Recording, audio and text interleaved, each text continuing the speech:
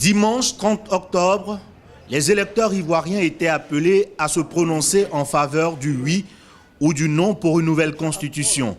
Le président ivoirien Alassane Ouattara et l'ancien président Henri Konan Bédié ont donné le ton et réaffirmé la nécessité d'une nouvelle constitution. Je considère que ce devoir citoyen doit être exercé par chacun de nous. C'est une opportunité, mais c'est un devoir. Et tourner la page de la crise née de la Constitution de 2000 est quelque chose d'essentiel pour le futur de notre nation. Dans les bureaux de vote, la mobilisation des électeurs était loin de celle des grands jours. Le scrutin a été diversement apprécié. Voter, c'est un devoir civique, un devoir des citoyens. Il ne faut pas être en marge du développement du pays. Je ne peux pas aller dire oui dans un vide comme ça parce que oui, quelqu'un me dit va dire oui, je dis oui. Je ne peux pas dire oui. Parce que d'abord, je ne mange pas. Deux, ils ont cassé mon magasin. Je ne peux pas dire oui à un référendum. C'est très important, sinon quelqu'un d'autre le fera à notre place. Sans chose, tu ne sais pas ce qu'il y a dedans, mais quelqu'un d'autre le fera à notre place. Donc c'est mieux de venir voter soi. Le référendum, vraiment, j'en sais rien. J'en sais rien. On laisse les politiciens faire.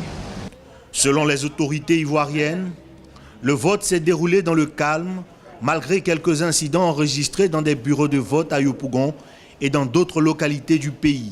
Nous avons reçu la visite de certaines personnes, des inconnus, et honnêtement, ce n'est pas une visite de courtoisie. C'est des personnes qui sont venues avec des gourdins en main et qui ont commencé à lancer des cailloux partout, saccager. Vous constatez en même temps que nous. Depuis ce matin, tout se déroule très bien dans notre zone ici. Tout est calme, seulement que l'affluence, c'est ce que nous déplorons un peu. L'Alliance des forces démocratiques considère le manque d'engouement des électeurs comme un échec du président ivoirien.